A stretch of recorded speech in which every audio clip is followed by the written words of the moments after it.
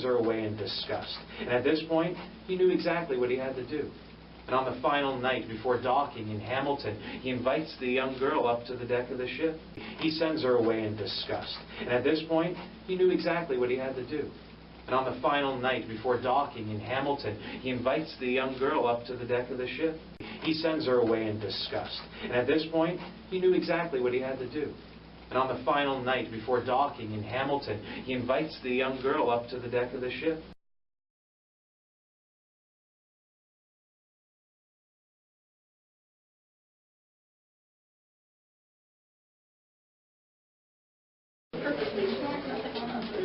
Where's that going to get the duck from? It's a pad so that you don't hit your head on the joint.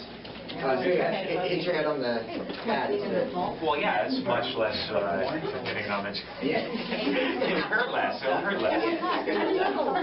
Please come in. If you're coming now, please fill out the middle here. As I mentioned, this is basically a clown car that's going on right now. Or if you were in college, a phone booth. A phone booth with a bunch of calls. Do they still do that? No. Am I dating myself? There's no more phone booths. A bathroom? People. Bathroom. The doc's getting ready. Oh, but it's not fun. Oh, you guys can gather right in the middle here and fill out the space as much as possible. Like I said, this is going to be a little uncomfortable. Like I said, you're all going to love each other by the end of this thing.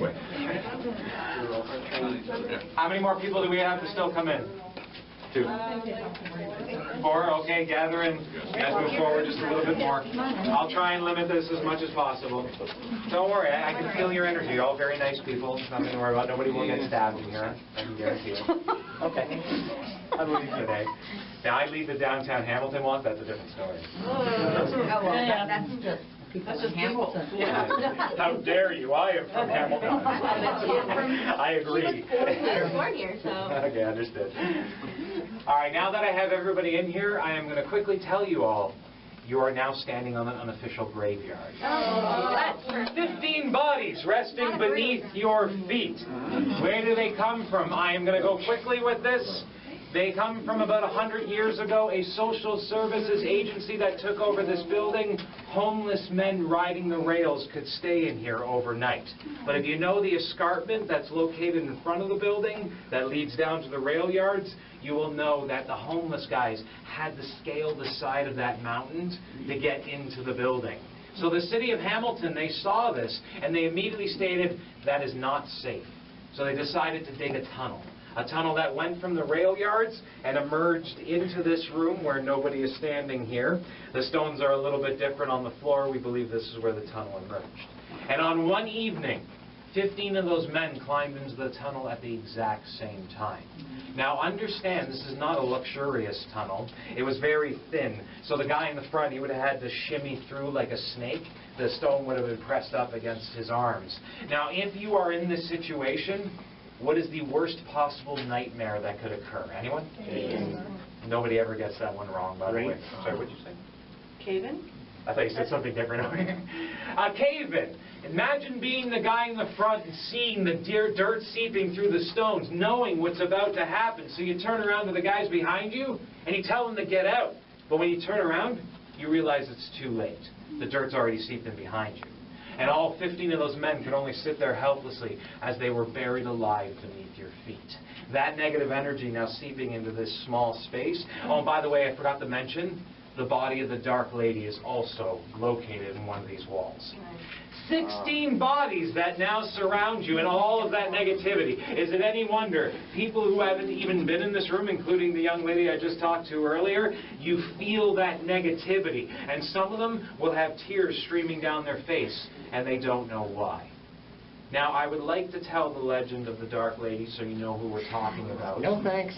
We are standing in her presence.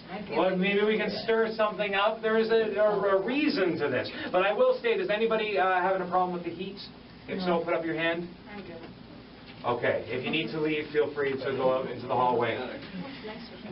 So I'll quickly tell you the legend so that you know what you are dealing with here. A young lady living in England in a small village in the 1850s. This young lady living an innocent life until her innocence is then taken away. She is attacked raped and left with child by a man who is high up in that village. A man who can make things disappear. So her parents, now fearing for her life, will send her on the first boat over to the New World, a boat heading to the town of Hamilton, waving goodbye as she sails off into the abyss. And now, just looking at the same scenery around her, she would eventually turn her gaze to the captain of the ship, immediately falling in love with this man. And it wasn't difficult, because here was a man high up in society, risking his life to build the new world. It wasn't hard for her to see him as a future husband, a future father for the child not yet showing inside of her.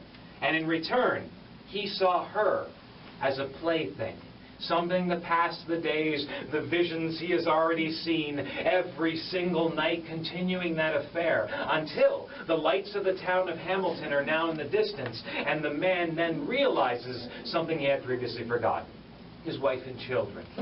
So he has to put an end to the affair.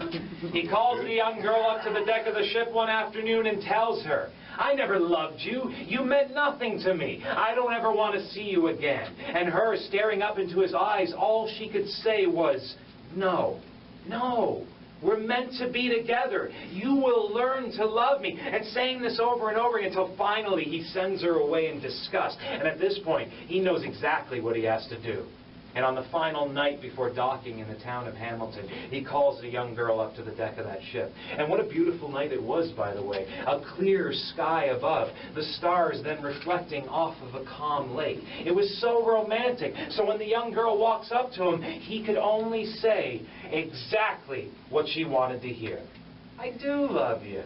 You know what, I just needed some time to realize it. Don't you worry, we're going to be together forever." And it's everything she ever wanted, staring up into his eyes, and so focused on his eyes was she. She had no idea.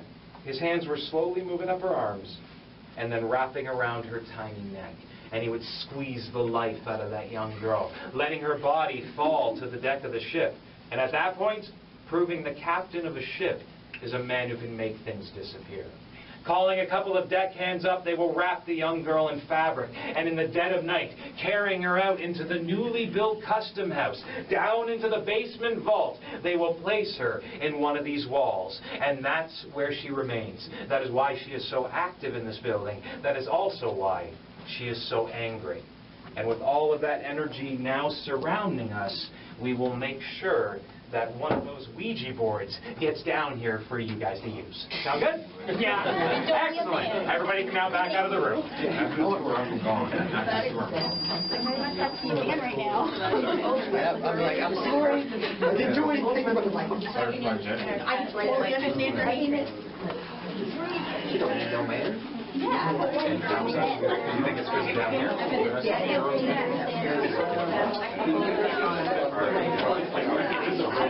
Whenever you're getting up and doing all that, go to the bathroom. Room to make sure that I might be there. Actually, no, I'll bet you when we get up, and yes, the answer is yes for that. Electronic devices is one of the easiest ways that they can reach out and communicate with us, because they're made up of the same energy. So they can cause flashlights to die, phones to die.